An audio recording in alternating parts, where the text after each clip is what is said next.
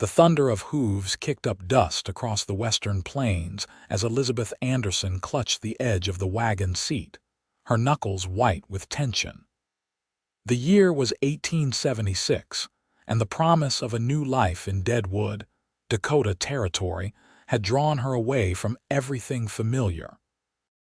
What she hadn't anticipated was the treacherous mountain pass that now threatened to end her journey and possibly her life before it truly began. "Whoa there!"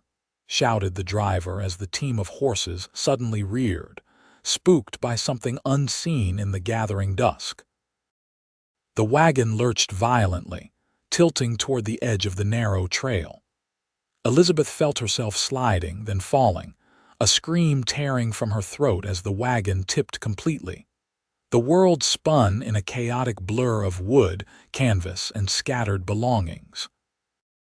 She tumbled down the rocky slope, pain shooting through her body as she finally came to a stop among the scrub brush and stones. Dazed, she tried to move, her vision clouded with dust and threatening darkness. A shadow fell across her. Through her blurred sight, she could make out the silhouette of a man against the fading sky.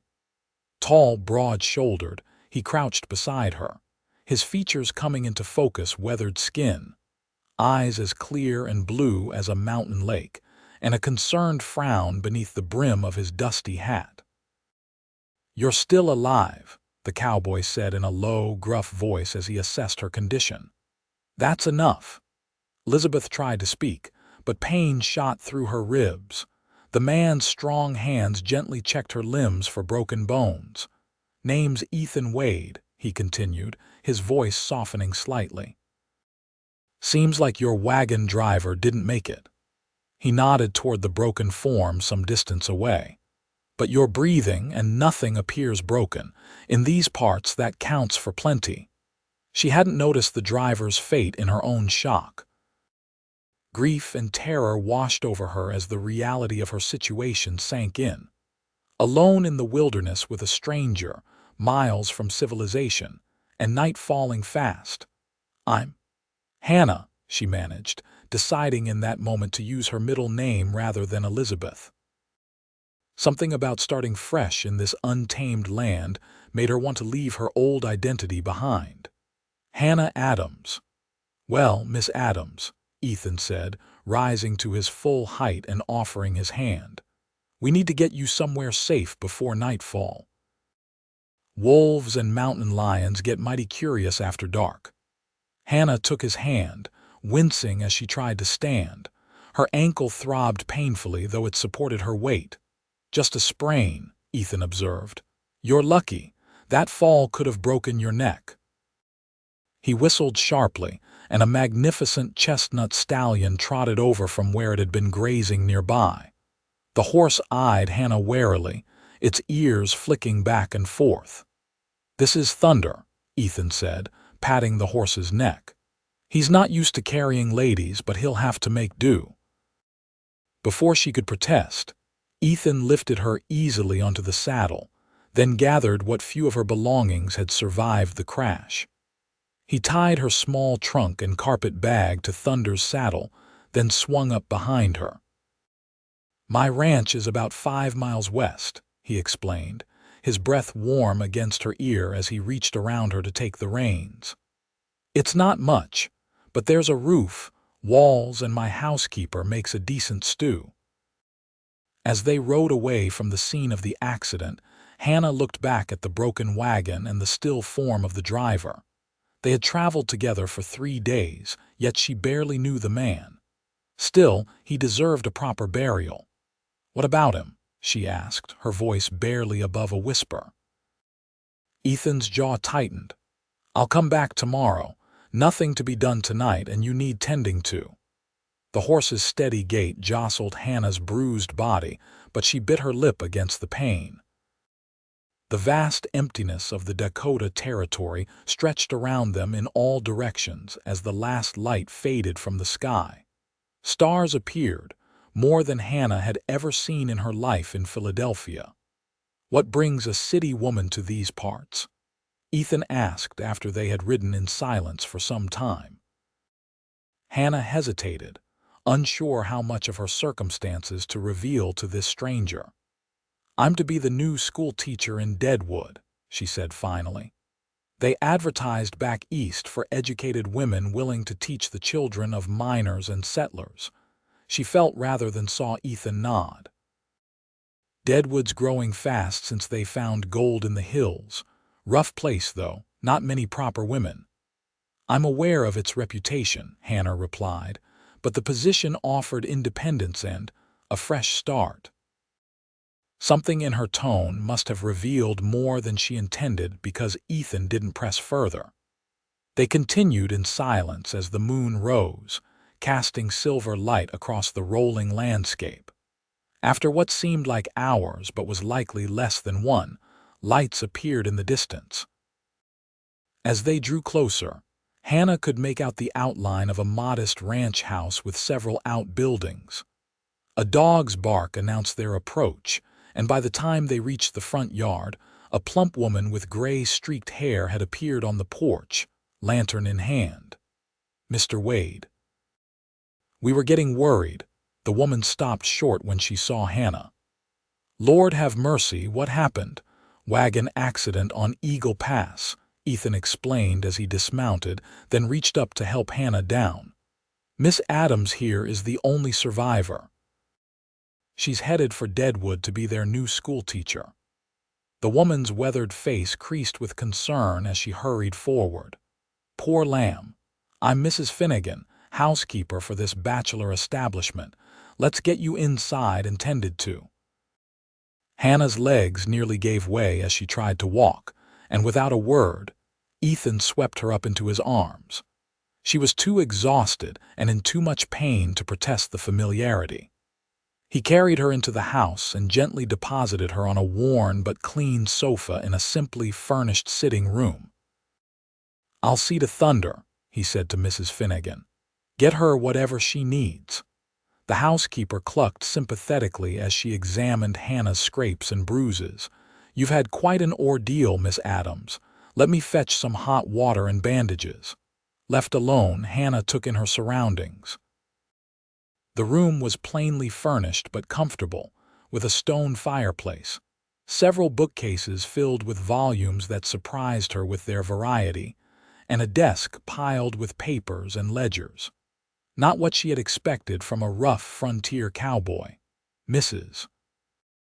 Finnegan returned with a basin of steaming water, clean cloths, and a jar of pungent salve. "This might sting a bit, but it'll keep infection away," she warned as she began to clean Hannah's cuts. Hannah winced at the contact but remained still.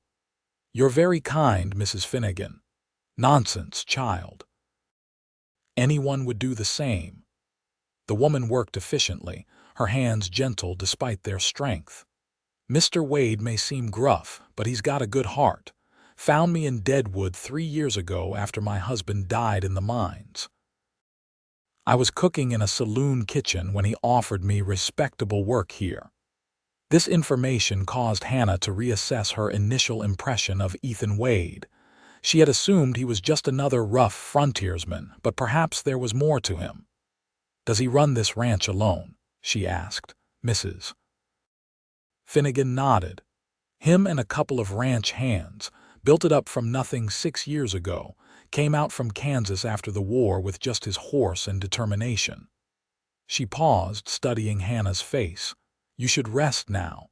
I've prepared the spare room for you." Hannah allowed herself to be led to a small but neat bedroom at the back of the house. The bed looked wonderfully inviting after her ordeal. Mrs. Finnegan helped her out of her torn and dirty traveling dress and into a borrowed nightgown.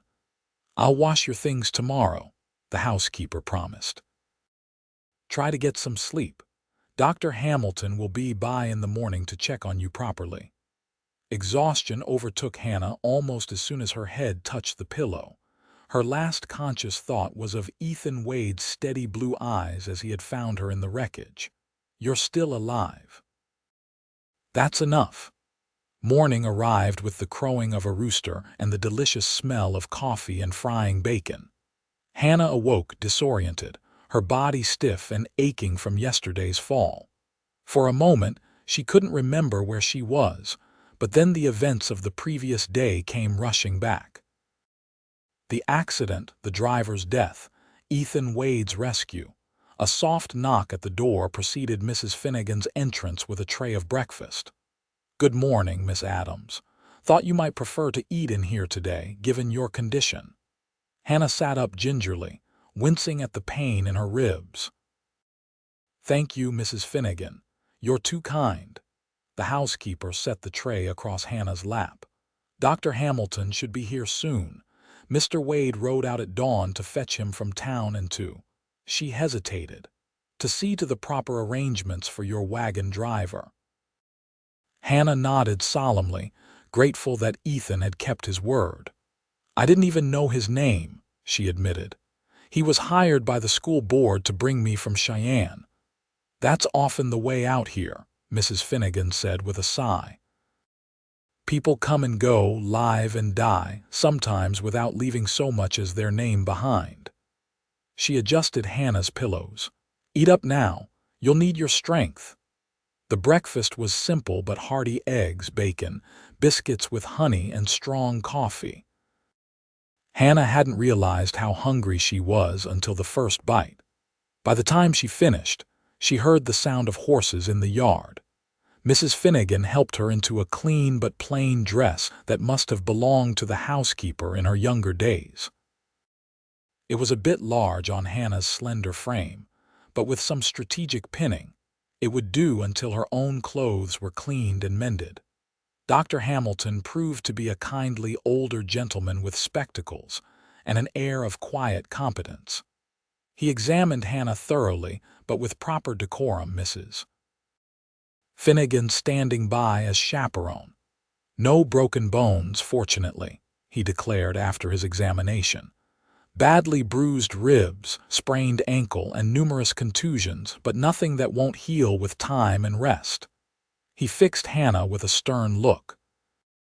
"Which means you won't be continuing to Deadwood for at least 2 weeks, young lady." Hannah's dismay must have shown on her face because the doctor's expression softened. "I've already sent word to the town council about your situation. They're just grateful you survived and are willing to wait for their teacher." "But where will I stay?" Hannah asked, suddenly worried about imposing on Ethan Wade's hospitality for so long. "Right here," came a deep voice from the doorway. Ethan stood there, hat in hand, his expression unreadable. "If that's acceptable to you, Miss Adams." Hannah felt a flush creep up her neck. "I couldn't impose, it's not an imposition," he interrupted. "I've got the space and Mrs. Finnegan could use the company."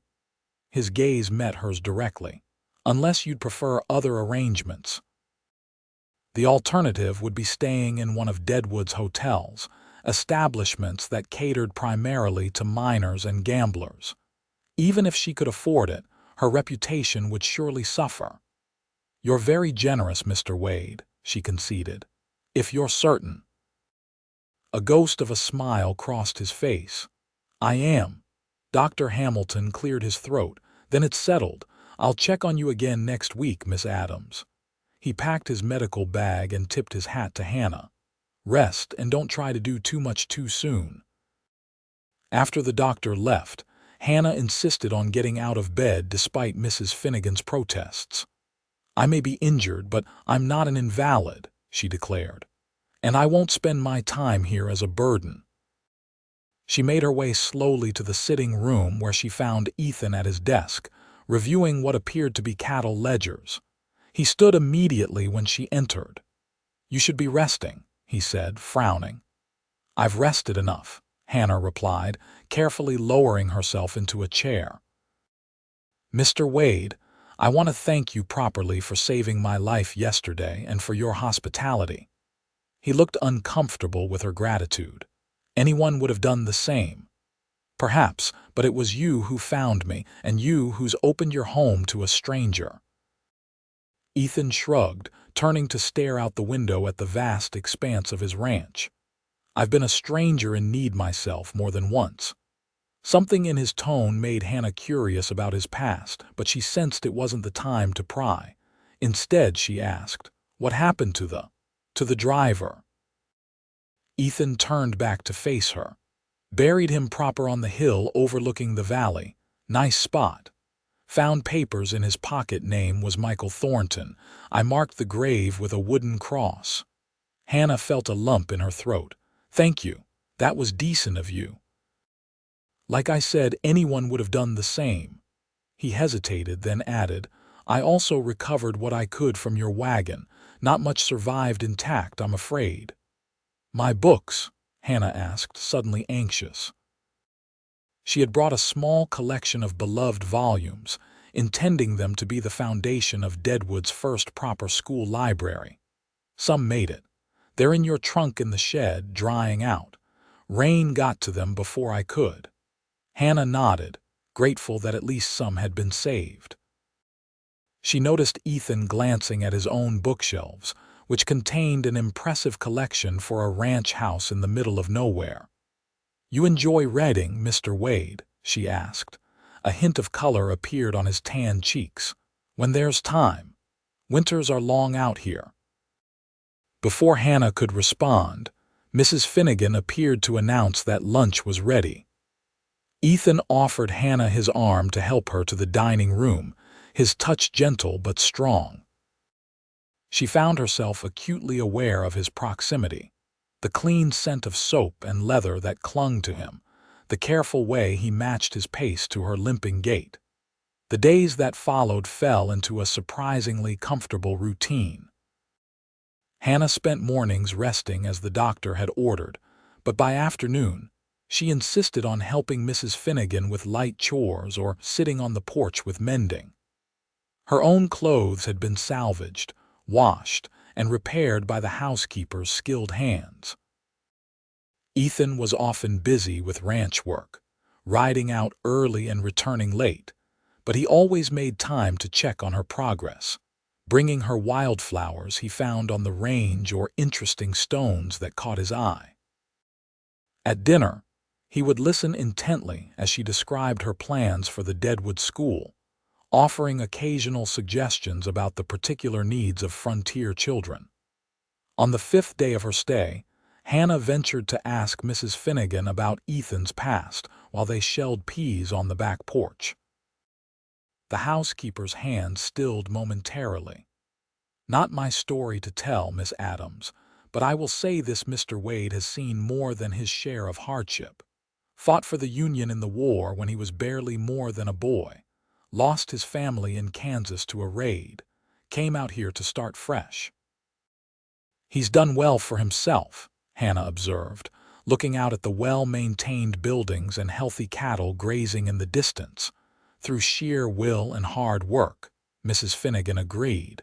But there's a loneliness in him that never quite goes away. She gave Hannah a shrewd look. He's different since you've been here. More present. Hannah felt her cheeks warm under the housekeeper's knowing gaze. I'm just a temporary guest, she reminded both Mrs. Finnegan and herself. That evening, after Mrs. Finnegan had retired, Hannah found herself alone with Ethan for the first time since her arrival. They sat in comfortable silence in the sitting room, she with a book from his collection, he with his ledgers. Outside, a summer storm was brewing, occasional flashes of lightning illuminating the room. Will you tell me about your life before Philadelphia? Ethan asked suddenly, setting aside his work. Hannah looked up, surprised by the personal question. There isn't much to tell. I grew up in Boston, the daughter of a professor. My mother died when I was 16. My father followed 3 years ago. And what brought you all the way to Dakota Territory? Surely there were teaching positions closer to home. Hannah closed her book, considering how much to reveal. Something about Ethan's direct gaze encouraged honesty. I was engaged, she said finally. To another professor at my father's college. It ended badly. Ethan waited, not pressing but clearly willing to listen if she wanted to continue. He was not the man I thought him to be, Hannah elaborated, her voice growing quieter.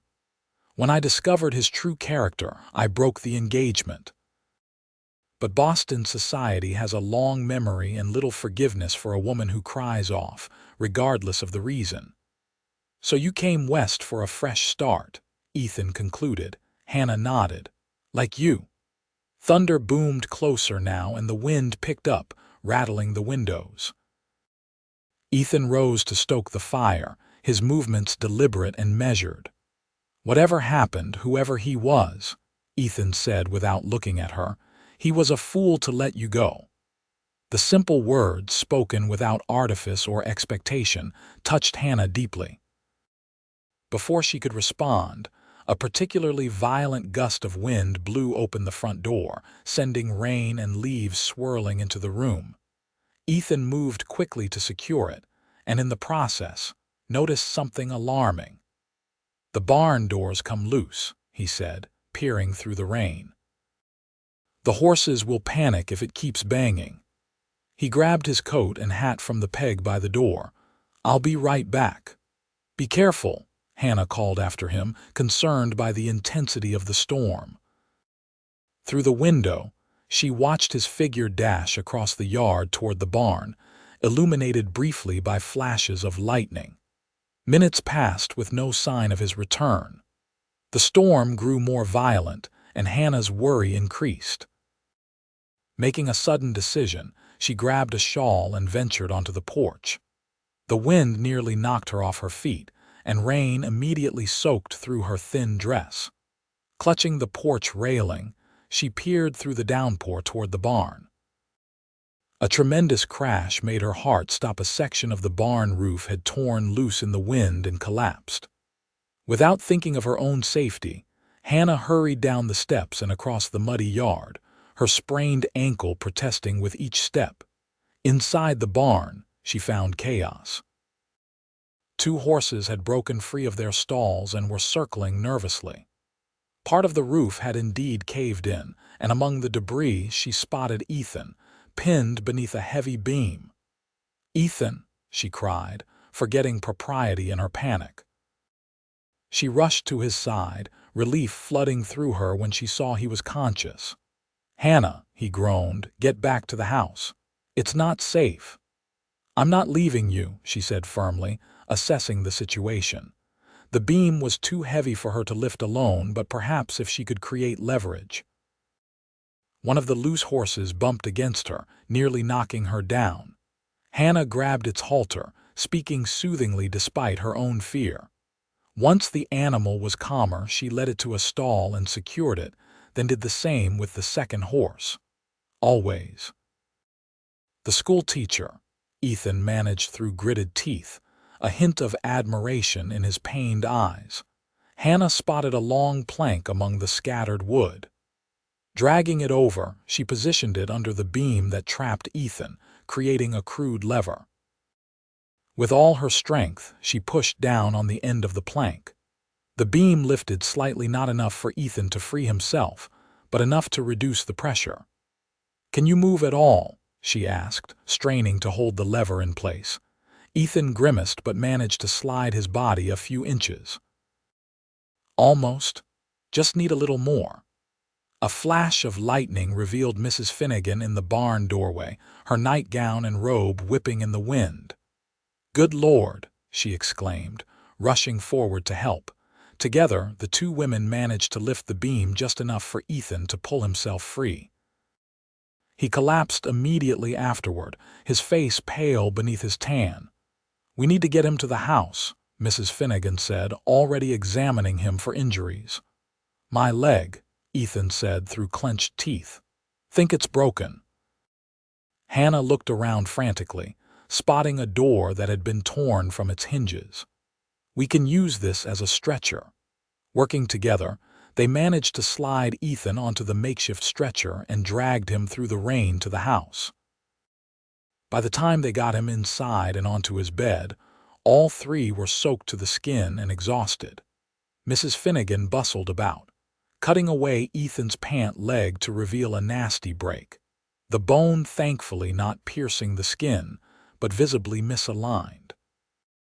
"We need the doctor," Hannah said, already reaching for her shawl again. "You can't go out in this storm," Mrs. Finnegan protested. Especially not with your ankle. I'll take Thunder, Hannah insisted. He knows the way to town, doesn't he, Ethan? Ethan, pale with pain but still conscious, nodded. But it's too dangerous. You saved my life, Hannah interrupted. Now let me help save yours. Before either Ethan or Mrs. Finnegan could argue further, Hannah was out the door again. The storm had subsided slightly, but rain still fell heavily.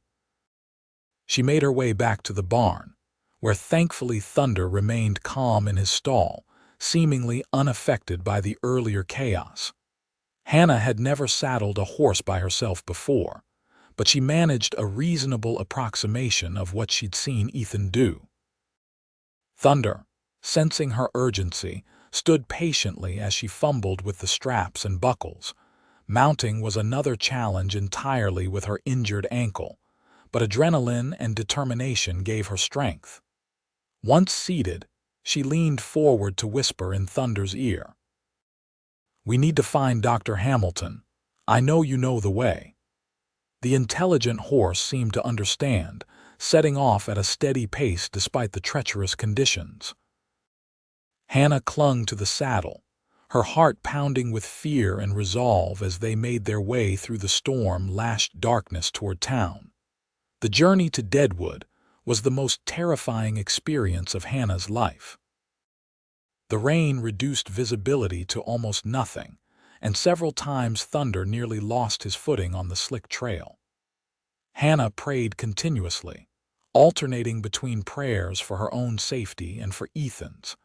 As they crested a hill, she saw the lights of Deadwood gleaming in the valley below. The sight gave her renewed determination. Thunder picked his way carefully down the slope toward the town, which was still bustling despite the late hour and poor weather. Mining towns never truly slept, Hannah realized. She guided Thunder down the main street, drawing curious and sometimes lewd stares from the men gathered outside saloons. A woman alone on horseback in the middle of a stormy night was clearly an unusual sight, even in a place as unconventional as Deadwood. "Where can I find Dr. Hamilton?" She called to a man sheltering under a boardwalk overhang. He pointed toward a small building with a sign declaring medical office hanging askew in the wind. "There, miss, but he might be at the gym if he's not in. Sawbones likes his whiskey after hours." Hannah dismounted painfully and tied Thunder to a hitching post before pounding on the doctor's door. To her immense relief, a light appeared almost immediately, and moments later, Dr. Hamilton himself opened the door, looking rumpled but alert. "Miss Adams," he exclaimed, clearly shocked to see her standing there drenched and wild-eyed. "What in heaven's name, it's Ethan," she gasped, suddenly aware of how exhausted she was. "Barn roof collapsed. His leg is broken badly. Please, you must come." To his credit, the doctor asked no further questions. "Wait inside while I saddle my horse and gather my supplies," he instructed, already reaching for his medical bag. Hannah sagged against the doorframe, the adrenaline that had carried her through the dangerous ride beginning to ebb. Now that her mission was nearly accomplished, she felt every ache and pain in her body, especially her ankle, which throbbed mercilessly. True to his word, Dr. Hamilton was ready within minutes. He emerged with his bag and a bundle wrapped in oilcloth. "Medicine and splints," he explained, securing them to his saddle. He eyed Hannah critically. "You're in no condition to ride back in this weather. Stay here until morning." "No," Hannah said firmly. "I'm going back with you." "Ethan needs," she stopped, suddenly aware of how revealing her concern might appear. The doctor's expression softened with understanding. "Very well, but I'm giving you something for the pain first and you'll ride with me. That poor horse has done enough for one night." Hannah nodded gratefully. After swallowing the laudanum the doctor offered, she allowed him to help her onto his horse. Thunder would follow. The doctor assured her the horse knew the way home. The return journey passed in a blur of pain and drowsiness as the laudanum took effect. Hannah found herself leaning heavily against Dr. Hamilton's back, fighting to stay conscious. Her thoughts kept returning to Ethan, to the vulnerability she had seen in his eyes as he lay trapped, to the quiet strength that seemed to define him even in moments of weakness. When they finally arrived back at the ranch, Mrs. Finnegan was waiting anxiously on the porch. She helped Hannah down while the doctor went immediately to Ethan's room. "You're half dead with exhaustion, child," the housekeeper chided gently, supporting Hannah's weight. "But you've done a brave thing tonight. Mr. Wade has been asking for you." Hannah wanted nothing more than to see Ethan, to assure herself that he would be all right, but her body had reached its limit. As Mrs. Finnegan helped her to her room, she heard the doctor's voice from down the hall, followed by a sharp cry of pain that could only be Ethan's. The sound sent a stab of distress through her heart before the laudanum finally pulled her into unconsciousness. Morning came with pale sunlight filtering through rain-washed windows. Hannah awoke disoriented, memories of the previous night returning in chaotic fragments. She sat up quickly, ignoring the protest from her various injuries, and reached for her robe. She found Dr. Hamilton in the kitchen, accepting a cup of coffee from Mrs. Finnegan. Both looked tired but relieved. "How is he?" Hannah asked without preamble.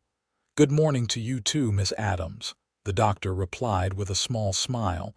"Mr. Wade is resting comfortably. The break was clean, and I've set it properly. 6 to 8 weeks of recovery, and he should mend well provided he follows instructions and stays off that leg." Hannah sank into a chair, relief washing over her. "Thank goodness. He's been asking for you, Mrs. Finnegan said, setting a cup of coffee before Hannah. "Quite insistently, in fact. You can see him after breakfast," the doctor instructed, "but brief visits only today. He needs rest." He studied Hannah with professional concern. "As do you. That was quite an ordeal you undertook last night, especially given your own injuries." Hannah blushed slightly under his scrutiny. "I did what was necessary." "Indeed you did," Dr. Hamilton agreed, "though I suspect it was more than mere necessity that drove you through that storm." He finished his coffee and stood to leave. "I'll return in 3 days to check on both my patients. Mrs. Finnegan has instructions for Ethan's care." After the doctor departed, Hannah ate a small breakfast, then made her way to Ethan's room, her heart beating inexplicably faster as she approached. She knocked softly on the partially open door. "Come in," Ethan called, his voice stronger than she had expected. He was propped up against several pillows, his splinted leg resting on a bolster. His face was pale, with dark shadows under his eyes, but those eyes brightened visibly when he saw her. "Hannah," he said softly, "Mrs. Finnegan told me what you did, riding to town in that storm." He shook his head in disbelief. "You could have been killed." "You saved my life," she replied simply, moving to sit in the chair beside his bed. "I was returning the favor." Ethan reached for her hand, his calloused fingers warm against her skin. "That's twice now I've seen your courage. Most men I know wouldn't have done what you did last night." Hannah felt her cheeks warm at his praise. "I was terrified the entire time," she admitted. "That's what makes it brave." His thumb traced small circles on the back of her hand, a gesture so intimate it sent a shiver through her. "When I was trapped under that beam, all I could think about was you." Hannah's breath caught. "Me," about how I just found you and how much I wanted more time. He met her eyes directly, vulnerability and determination mingling in his gaze. "I know you're bound for Deadwood for your teaching position. I know we've only known each other a short while, but Hannah, there's something between us, something I've never felt before." The directness of his words both startled and thrilled her. In Philadelphia, courtship was a dance of subtle gestures and veiled intentions that could last months or years. Here, apparently, A man spoke his mind plainly. "I feel it too," she confessed, her voice barely above a whisper. "But Ethan, my position. The school board expects a teacher of unimpeachable reputation. If they knew I was staying alone with a single man, you're staying with Mrs. Finnegan as chaperone," he interrupted, recovering from an accident as is entirely proper. His expression turned thoughtful. "But I understand your concerns. Your reputation matters, so does your dream of teaching." He squeezed her hand gently. "I'm not asking you to choose, not yet, just consider the possibilities." Hannah nodded, emotions too complex to name swirling within her. She was saved from having to formulate a response by Mrs. Finnegan's arrival with Ethan's medication.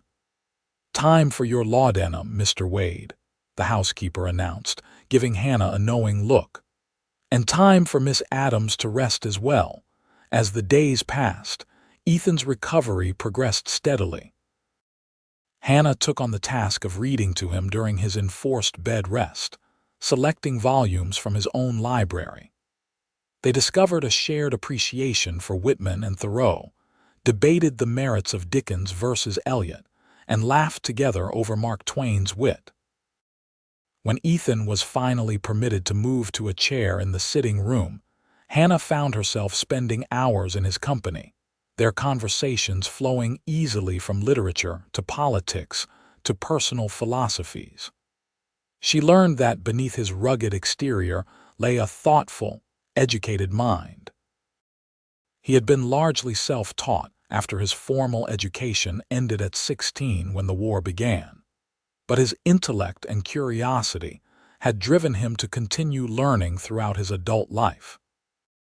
In turn, she shared stories of her childhood in Boston, her father's academic colleagues, and her own passion for education. Ethan listened intently, asking insightful questions that revealed genuine interest in her past and her aspirations. 2 weeks after the accident, Dr. Hamilton declared Hannah fully recovered and fit to travel to Deadwood whenever she wished. The news, which should have brought joy, instead filled her with an unexpected melancholy. That evening she sat on the front porch, watching the sunset paint the distant hills in shades of gold and crimson. Ethan joined her, making his way carefully with the aid of crutches. "Beautiful, isn't it?" he commented, lowering himself onto the bench beside her. "Breathtaking," Hannah agreed, though she found her gaze drawn more to his profile than to the landscape. "I've received word from the school board. They expect me in Deadwood by next Monday to prepare for the fall term." Ethan nodded, his expression carefully neutral. "Mrs. Finnegan mentioned that." They sat in silence for a moment, the weight of unspoken words hanging between them. "Will you at least let me escort you into town?" Ethan asked finally. "I can manage the buggy with my leg." "The doctor wouldn't approve," Hannah pointed out. "The doctor doesn't need to know," Ethan replied with a hint of his usual humor. Then more seriously, "I'm not ready to say goodbye, Hannah, not yet." She turned to face him fully. "Is that what this would be? Goodbye?" Ethan's gaze held hers steadily. "That depends entirely on you." Hannah took a deep breath. In the weeks since the wagon accident, her feelings for Ethan had grown from gratitude to admiration to something far deeper and more complex. The thought of leaving his ranch, of not seeing him each day, created an ache she couldn't ignore. "Deadwood is only 15 miles away," she said softly. "Not so far, really." Hope flickered in his eyes. "No, not far at all. And the school board has mentioned that teachers are permitted callers, provided they maintain proper decorum." "I can be exceedingly proper when required," Ethan assured her, a smile tugging at the corner of his mouth. Hannah found herself smiling in return. "Then perhaps this isn't goodbye after all." Ethan reached for her hand, his touch sending warmth spreading through her. "I'd like to court you properly, Hannah Adams, if you'll allow it." The formal request so earnestly delivered touched her deeply. "I would like that very much," Ethan weighed. His smile broadened, transforming his face. Slowly, giving her every opportunity to withdraw, he leaned closer. Hannah's heart raced as she closed the distance between them, their lips meeting in a gentle kiss that held both promise and restraint. When they parted, Ethan's eyes were alight with an emotion that mirrored the one blooming in Hannah's own heart. Neither spoke. Words seemed insufficient for the moment. As the sun dipped below the horizon, casting long shadows across the land, Hannah realized that the accident that had seemed so disastrous had actually been the beginning of something wonderful. Sometimes, she reflected, simply being alive was enough for hope, enough for possibility, enough for love to take root and grow. Monday morning dawned clear and mild, a perfect late summer day for Hannah's journey to Deadwood. Despite Dr. Hamilton's objections, Ethan insisted on driving her himself, his splinted leg propped carefully on the buggy floor. Mrs. Finnegan had packed a hamper of food to tide you over until you find proper lodgings, though Hannah suspected the generous portions were also meant to provide Ethan with a decent meal before his return journey. Hannah's few possessions, the salvaged books, her mended clothing, and the trunk containing her teaching materials were secured in the back of the buggy. She had said her goodbyes to the ranch house that had been her sanctuary these past weeks, running her fingers along the bookshelves where she and Ethan had found so much common ground. Now, sitting beside him as they made their way toward Deadwood, she felt a mixture of anticipation and trepidation. She was eager to begin her teaching career, to meet her students, to establish herself in the community. But leaving Ethan, even temporarily, caused an unexpected pang. "You're quiet," he observed, glancing at her sidelong. "Just thinking about what awaits me," she replied. "Teaching in Deadwood will be quite different from my experiences in Philadelphia." "The children will adore you," Ethan said with confidence. "And the parents will respect you once they see your dedication." He hesitated, then added, "The minors and gamblers, though, they might need some convincing about the value of education." Hannah nodded. "I'm prepared for skepticism. But I believe every child deserves the opportunity to learn, regardless of their circumstances." Ethan's expression softened. "That passion is what makes you extraordinary, Hannah."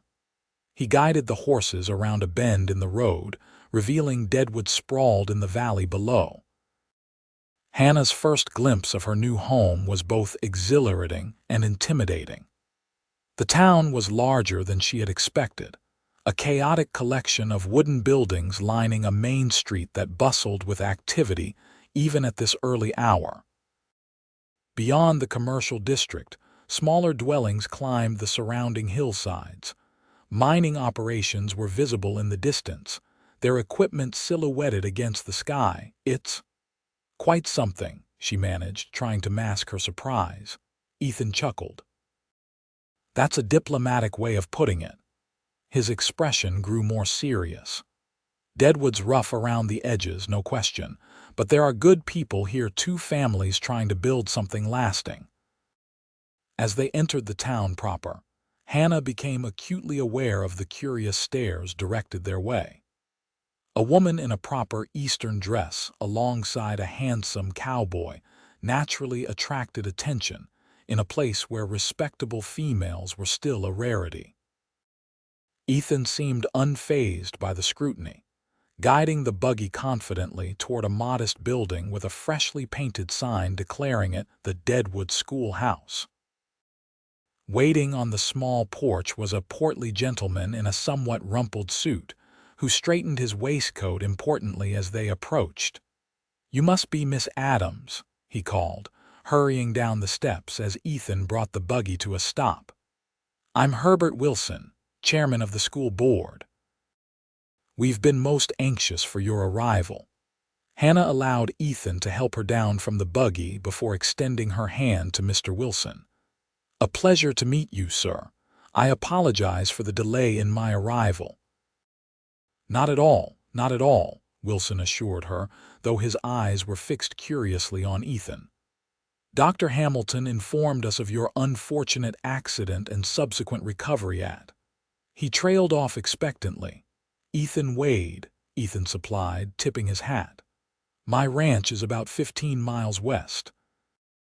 Miss Adams was fortunate enough to survive when her wagon overturned near my property. Wilson's expression cleared. "Ah, Mr. Wade, I know you by reputation, of course. Your cattle fetch top prices at market." He turned back to Hannah.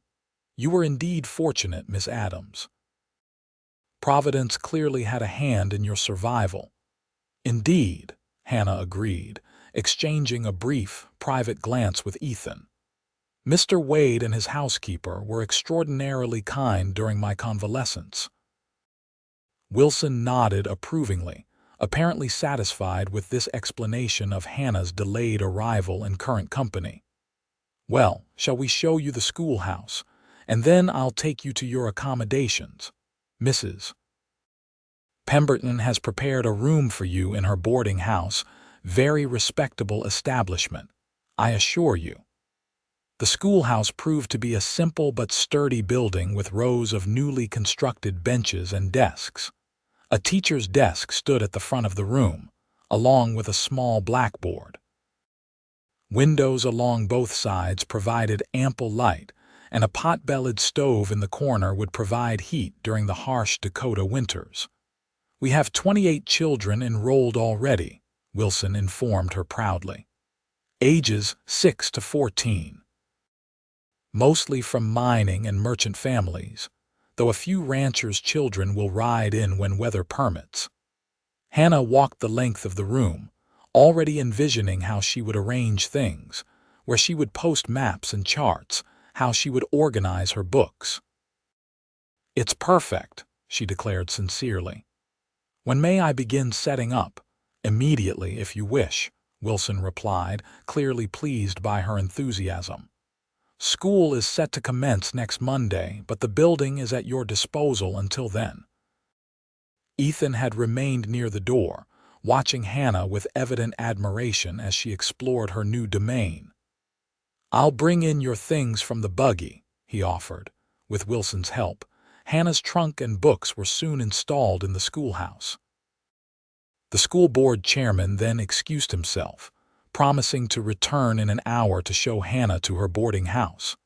Left alone with Ethan, Hannah felt a sudden shyness descend. The reality of their parting, however temporary, loomed larger now that she was established in her new role. "So," Ethan said, glancing around the schoolroom, "this is where you'll shape the minds of Deadwood's youth."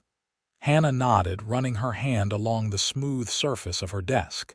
"It's a good beginning, more than I had dared hope for, really." Ethan moved closer, his crutch thumping softly on the wooden floor. "The town doesn't deserve you," he said quietly, "but the children do." Hannah looked up at him, touched by his words. "Thank you for everything, Ethan, for saving my life, for opening your home for—" She hesitated, uncertain how to name the connection that had grown between them. "For falling in love with you," he finished, his blue eyes intent on hers. Hannah's breath caught. Though their feelings had been increasingly evident in recent days, neither had spoken the word aloud until now. "Yes," she whispered, "for that most of all."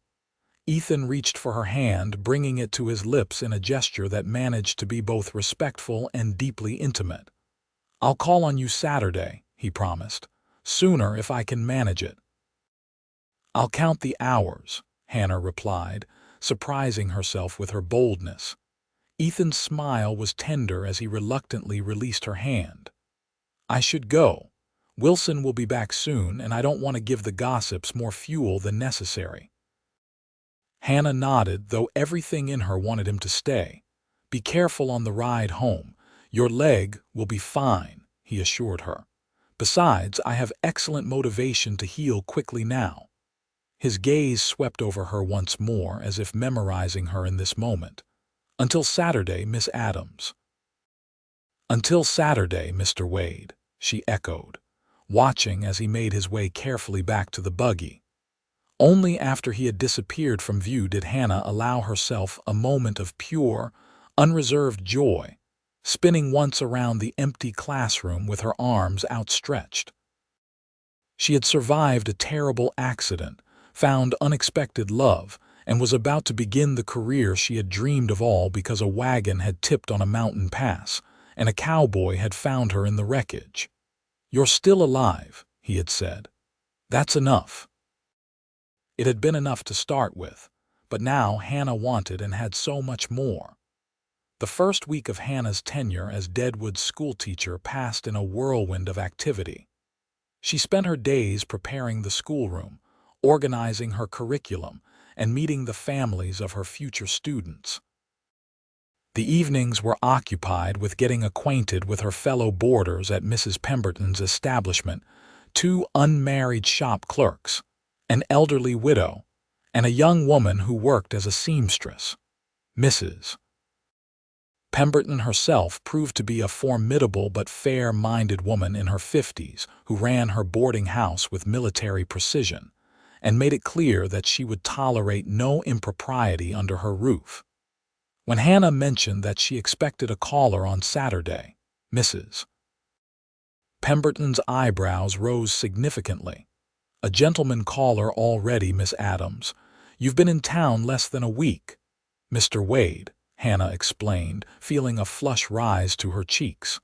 "The rancher who assisted me after my accident." Recognition dawned in the older woman's eyes. "Ethan Wade." Well, he's not one for social calls typically." She studied Hannah with newfound interest. "Respectable man, though, built that ranch from nothing, pays his bills promptly."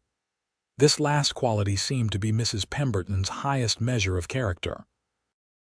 Saturday morning found Hannah unusually preoccupied with her appearance. She tried on 3 different dresses before settling on a blue cotton that brought out her eyes. Mrs. Pemberton, noticing her care, offered the use of her sitting room for receiving her visitor, as is proper for a young lady of your station. Ethan arrived precisely at 2 o'clock, looking remarkably handsome in clean denims and a pressed shirt, his hat held respectfully in his hands. His leg was still splinted, but he had graduated from crutches to a carved wooden cane that somehow added to his distinguished appearance rather than detracting from it. Mrs. Pemberton greeted him with formal politeness, installed the couple in the sitting room with the door pointedly left ajar, and withdrew to the kitchen, though Hannah had no doubt that the landlady's keen ears would miss nothing of their conversation. "You look beautiful," Ethan said once they were as alone as circumstances permitted. "Deadwood seems to agree with you." "It's been an interesting week," Hannah admitted. "The town is certainly more colorful than I expected," Ethan chuckled. "That's one way of putting it." His expression grew more serious. "Are you happy here, Hannah?" "I'm finding my way," she replied honestly. "The school board has been supportive, and most of the parents I've met seem genuinely eager for their children to receive an education." She hesitated, then added, "But I've missed you." The simple admission brought a warmth to Ethan's eyes that made Hannah's heart beat faster. "I've missed you too. The ranch is too quiet without you." "How is Mrs. Finnegan?" Hannah asked. "And your leg, Mrs. Finnegan sends her regards and a jar of her peach preserves," Ethan said, indicating a package he had placed on the side table. "As for the leg, Dr. Hamilton says it's healing well, though not as quickly as I'd like." Their conversation flowed easily after that, moving from ranch matters to Hannah's preparations for the school term to the latest Deadwood gossip Mrs. Pemberton had shared with her. Throughout, Hannah was acutely aware of Ethan's gaze, the way his eyes never strayed far from her face, the subtle shifts in his expression that revealed his thoughts more clearly than words. When it came time for him to leave, Hannah walked with him to the front porch, mindful of Mrs. Pemberton's watchful presence just inside the door. "May I call on you again next Saturday?" Ethan asked, his voice low. "I would be disappointed if you didn't," Hannah replied, equally quiet. Ethan smiled, that rare, transformative smile that seemed reserved only for her. "Perhaps. Once school is in session. You might consider visiting the ranch some Sunday. Mrs. Finnegan would be delighted to see you." He added the last part for the benefit of any listening ears, though his eyes conveyed a more personal invitation. "I would enjoy that very much," Hannah said, understanding both the spoken and unspoken messages. "Please give her my best regards." Ethan nodded then, in a gesture that was both proper and intimate, took her hand and pressed a lingering kiss to her knuckles. "Until next week, Miss Adams." Hannah watched him make his way carefully down the steps and to his waiting buggy, her hand still tingling where his lips had touched.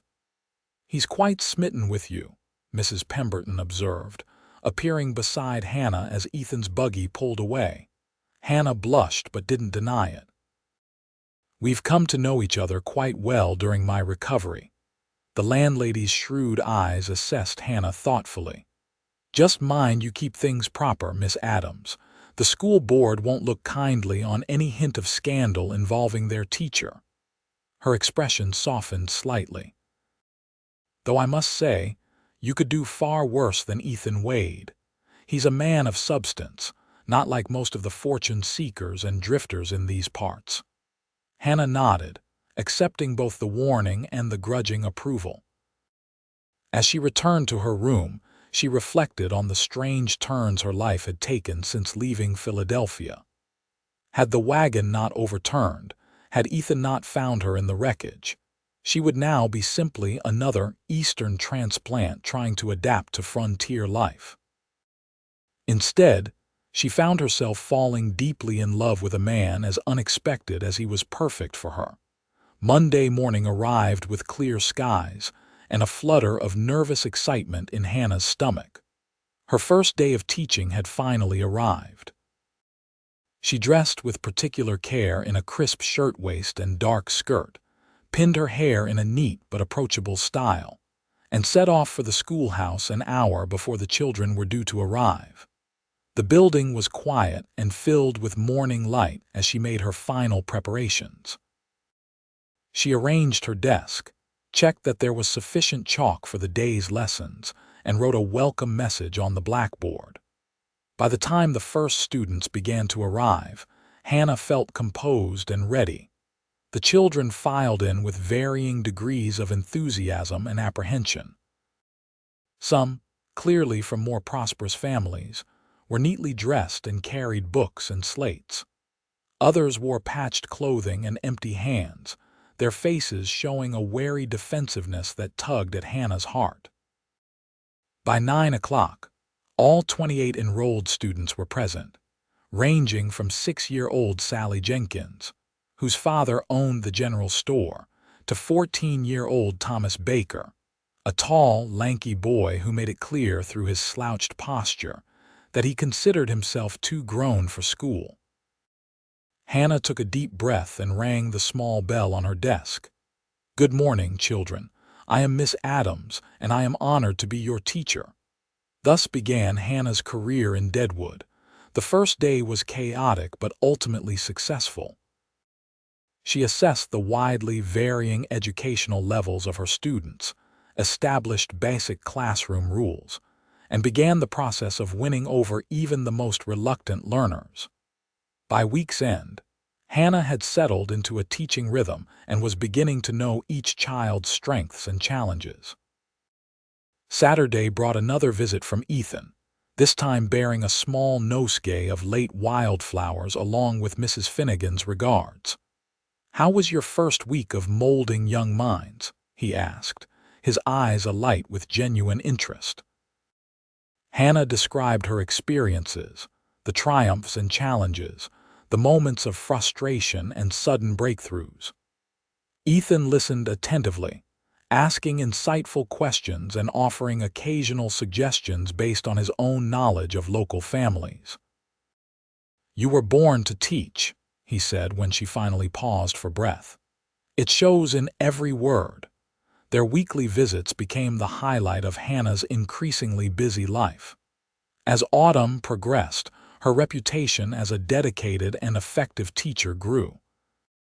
Parents who had initially been skeptical began to notice improvements in their children's reading and arithmetic skills. Even some of the minors and gamblers, who had no children in the school, nodded respectfully when she passed them on the street. In late October, Hannah finally took Ethan up on his invitation to visit the ranch on a Sunday. Mrs. Pemberton, after some deliberation, deemed it acceptable since Mrs. Finnegan would be present as chaperone and Hannah would return well before dark. The familiar sight of Ethan's ranch house stirred unexpected emotion as Hannah's rented buggy approached. She had last seen it as a place of recovery and unexpected connection. Now it felt almost like coming home. Mrs. Finnegan greeted her with a warm embrace and immediately ushered her into the kitchen, where delicious smells promised a feast far superior to Mrs. Pemberton's adequate but uninspired Sunday offerings. "You're too thin," the housekeeper declared, pressing a cup of tea and a freshly baked biscuit into Hannah's hands. "Teaching takes it out of you, but we'll fix that today." Ethan watched this exchange with amused affection, his eyes never straying far from Hannah. His leg had healed enough that he now walked with only a slight limp, though he still used the cane on uneven ground. After a sumptuous dinner, Mrs. Finnegan announced that she needed to rest her feet and retired to her room for a short nap that Hannah suspected would last precisely as long as her visit. "She's not very subtle," Ethan observed with a grin as they settled in the sitting room. "But she is kind," Hannah replied. "And her cooking alone would be reason enough to visit regularly." "Is that the only reason?" Ethan asked, his tone light but his eyes searching. Hannah met his gaze directly. "You know it isn't." Something shifted between them then, a current of emotion that had been building for weeks. Ethan moved to sit beside her on the sofa, close enough that their shoulders brushed. "Hannah," he began, his voice lower and more serious. "These past months, getting to know you, seeing you become part of Deadwood, watching you with those children, it's only confirmed what I knew almost from the beginning." Hannah's heart raced as she waited for him to continue. "I love you," he said simply. "Not just as a man admires a beautiful woman, though you are certainly that. I love your mind, your spirit, your kindness, your determination." He took her hand in his. "I know it hasn't been long by Eastern standards, but out here, life moves differently. When you find someone rare and precious, you don't let doubts or conventions stand in your way." Hannah found herself speechless, overwhelmed by the depth of feeling in his words and in his eyes. "I'm not asking for an answer today," Ethan continued. "I know you're still establishing yourself in Deadwood, still finding your place, but I wanted you to know the truth of my heart. And to tell you that, whenever you're ready, whether that's months from now or years, I'll be here, loving you, waiting for you." Tears pricked Hannah's eyes at the beauty and patience in his declaration. "Ethan," she whispered, finding her voice at last, "I love you too. I think I have since that day in the barn, when you were trapped and still more concerned about my safety than your own."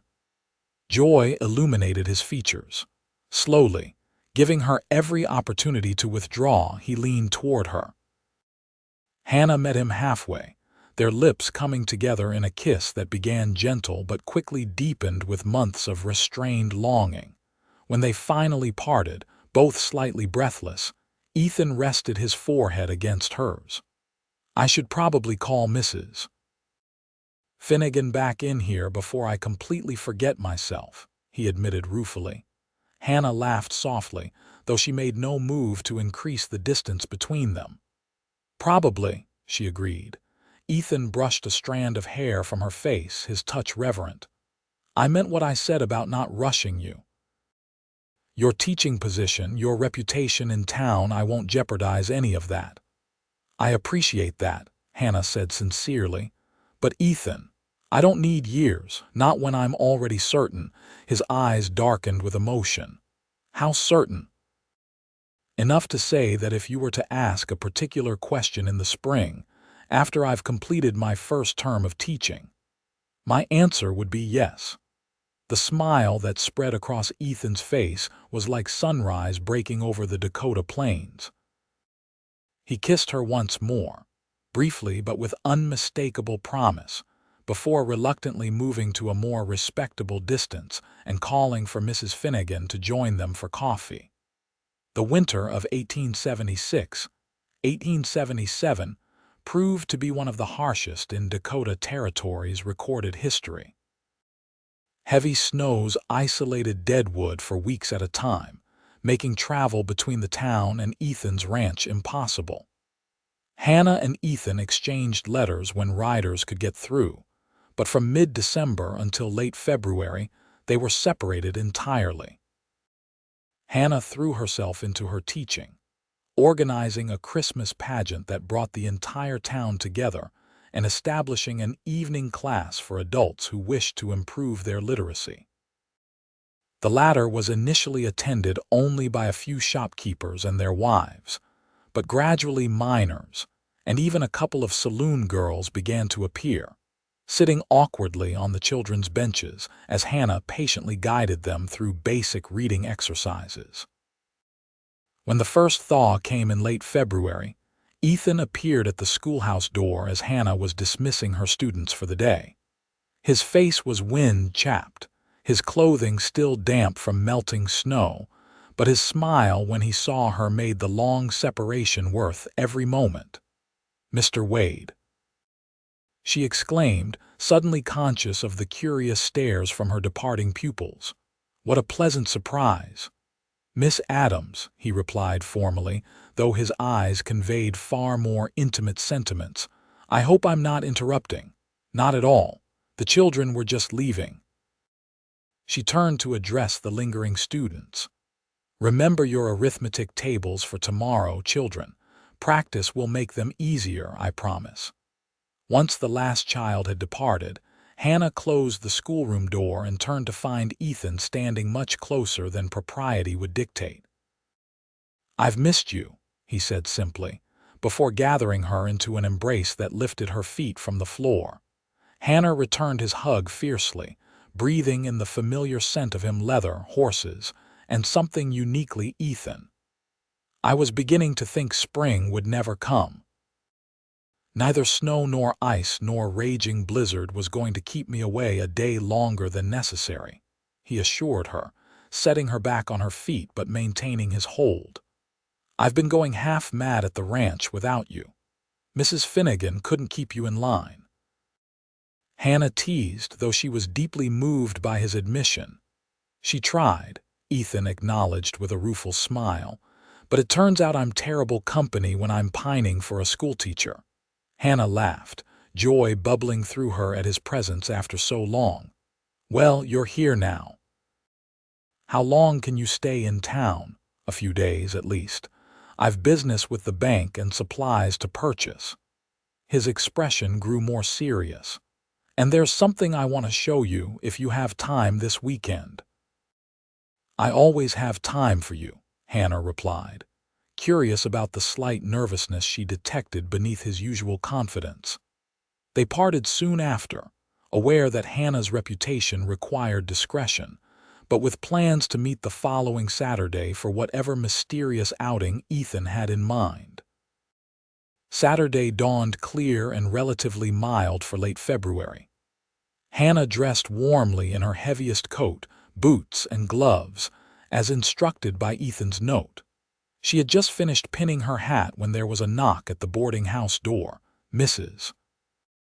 Pemberton showed Ethan into the sitting room, her usual stern expression softened by the now familiar sight of the rancher calling on her most respectable boarder.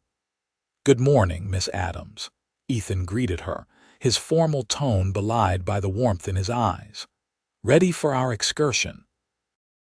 Entirely, Hannah replied, equally formal but unable to suppress her smile. Though I remain curious about our destination. All will be revealed in due course, Ethan promised, offering his arm to escort her outside where his buggy waited. They set off through Deadwood's muddy streets, heading west toward Ethan's ranch. The winter's snow was melting rapidly, creating streams and pools across the landscape, but the main road remained passable thanks to recent traffic. Hannah expected them to continue to the ranch, but about halfway there, Ethan turned the buggy onto a smaller trail that led toward a wooded hillside. "Where are we going?" she asked, intrigued by this deviation from their usual route. "Patience, Miss Adams," Ethan replied with a teasing smile. "A teacher should exemplify virtues for her students, shouldn't she?" Hannah laughed and settled back to enjoy the journey, whatever its destination. The trail climbed steadily through stands of pine and aspen, eventually emerging onto a small plateau overlooking a valley. Ethan brought the buggy to a halt and turned to Hannah, suddenly serious. "We're here," he said, his voice unexpectedly solemn. Hannah looked around, seeing nothing but the natural beauty of the Dakota wilderness. "And where is here exactly?" Ethan took a deep breath. "This land is mine, or will be, once the bank processes the papers I signed yesterday. 40 acres, with water rights to the creek below." Hannah's confusion must have shown on her face because Ethan continued hurriedly. "Step down and I'll show you why I brought you here." He helped her from the buggy and led her to the edge of the plateau. From this vantage point, Hannah could see across a small valley to the distant mountains beyond. Below, a clear creek wound through meadows still partially covered with snow, but showing hints of green where the sun had melted the white blanket. "It's beautiful," she said sincerely, though still puzzled. Ethan nodded, his eyes fixed not on the view but on her face. "I thought so too the first time I rode through here." He paused, seeming to gather his thoughts. "Hannah, do you remember what I said last fall about asking you a certain question in the spring?" Hannah's heart skipped a beat as understanding began to dawn. "I remember," she whispered. Ethan took both her hands in his. "I know it's not quite spring yet by the calendar, but the snow is melting, the days are lengthening, and I've waited as long as I can." His voice grew husky with emotion. "I love you, Hannah Adams. I want to build a life with you here on this land." "A house there," he pointed to a level area near a stand of pines, "with a view of the mountains from every window. Close enough to Deadwood that you can continue teaching as long as you wish, but far enough away to give us peace." He released her hands only to reach into his pocket and withdraw a small velvet box. Opening it, he revealed a delicate gold ring set with a single pearl surrounded by tiny diamonds. "I'm not a poetic man," Ethan continued, his voice steady despite the vulnerability in his eyes. "But I know what I want, and that's you by my side for all the days we have left on this earth." He lowered himself carefully to one knee, mindful of his still healing leg. "Hannah Adams, will you do me the extraordinary honor of becoming my wife?" Tears blurred Hannah's vision as she looked down at this man who had saved her life in more ways than one. "Yes," she said, her voice breaking with joy. "Yes, Ethan Wade, I will marry you." Ethan's face transformed with happiness as he rose and slipped the ring onto her finger. It fit perfectly as if made for her hand. "It was my mother's," he explained. "The only thing of hers I managed to save." "It's beautiful," Hannah said, deeply touched by the sentiment behind the gift. "I'll treasure it always." Ethan drew her into his arms then, his kiss conveying all the love and promise of their future together. When they finally parted, he kept her close, his forehead resting against hers. "When?" he asked simply. Hannah considered. The school term would end in May. "June," she decided. After my teaching obligations are complete. Ethan nodded, his smile widening. June it is, just enough time to start building our home. He gestured toward the site he had indicated earlier. Though we'll have to live at the ranch until it's complete. I can think of worse fates, Hannah teased, her heart so full of happiness it seemed impossible to contain. They stayed on the plateau for hours, walking the property as Ethan described his plans for their home, his vision for their future. Hannah added her own ideas: a garden here, perhaps a small orchard there, and definitely bookshelves built into every possible wall. As the sun began to lower in the western sky, they reluctantly returned to the buggy for the journey back to Deadwood. Hannah knew that once they reached town, she would need to inform Mrs. Pemberton and the school board of her engagement. There would be arrangements to make, preparations for both the wedding and their new home. But for now, she was content to sit beside Ethan as they traveled the familiar road, her hand in his, the pearl on her finger catching the late afternoon light, a symbol of the unexpected joy that had come from near tragedy. "You know," she said thoughtfully as Deadwood came into view, "when you found me after the accident and said you're still alive, that's enough. I thought you were simply stating the obvious." Ethan glanced at her, his expression softening with memory. "At the time I was. Finding you alive in that wreckage seemed miracle enough." "But it wasn't just enough, was it?" Hannah continued. "It was everything, the beginning of everything."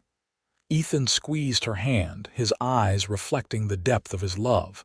"The best beginning I could have imagined." As the buggy rolled into Deadwood, Hannah knew that while her life had nearly ended on that mountain pass, something far more wonderful had been born there, a love that would sustain them through whatever challenges lay ahead in the wild, unpredictable beauty of the Dakota Territory. 4 years later, Hannah Wade stood on the porch of their home, watching as Ethan taught their 3-year-old son, James, to gentle a new foal. The boy's delighted laughter carried across the yard, mingling with the sounds of birdsong and the distant rush of the creek that bordered their property. Their house, completed just before their wedding as Ethan had promised, had expanded twice since then, first to accommodate James's arrival, and more recently in preparation for the new baby due in the fall. From where Hannah stood, she could see the smoke rising from Deadwood's chimneys in the distance, a reminder of the town where she still taught 3 days a week, having arranged a schedule that allowed her to balance her profession with her family responsibilities. The settlement had grown considerably since her arrival, becoming less a mining camp and more a proper town with churches, hotels, and established businesses. The school, under Hannah's guidance, had flourished as well. There were now 3 teachers including herself, and nearly 70 students attending regularly. "Mama, look," James called, drawing her attention back to the present moment. He was sitting proudly atop the gentle foal, Ethan's strong hands ensuring he wouldn't fall. "I see you, my brave boy," Hannah called back, her heart swelling with love for her family. Ethan looked up at her voice, his face breaking into the smile that, even after 4 years of marriage, still made her breath catch. Time had only strengthened the bond between them, each challenge and joy they faced together deepening their connection. Later that evening, with James tucked into bed after stories and prayers, Hannah and Ethan sat together on the porch swing Ethan had built the previous summer. The lengthening days of late spring meant the sky was still painted with the fading colors of sunset, golden light giving way to deepening blue. "Mrs. Finnegan says she'll move into the main house when the baby comes," Ethan remarked, his arm comfortably around Hannah's shoulders. "Says you'll need the help more than she needs her privacy in the cottage." Hannah smiled, resting her hand on the gentle swell of her stomach. "That's generous of her. James keeps me busy enough. I can only imagine how it will be with 2 children," "You'll manage beautifully," Ethan said with complete confidence. "As you do everything." Hannah leaned against his solid warmth, grateful beyond words for the life they had built together. "I received a letter from the Philadelphia Ladies' Educational Society today," she mentioned. "They want me to write an article about establishing schools in frontier communities." Ethan turned to her, pride evident in his expression. "You should do it. Your experience would be valuable to others following in your footsteps." "I think I will," Hannah agreed. "It seems like another lifetime ago that I left Philadelphia, heartbroken and uncertain, seeking a fresh start." "And found a wagon accident instead," Ethan added wryly. Hannah laughed, the memory no longer painful after so many intervening years of happiness. "The best accident of my life, as it turned out." Ethan's expression grew thoughtful. "Do you ever regret it, coming west, all you left behind?" Hannah considered the question seriously, though she already knew her answer.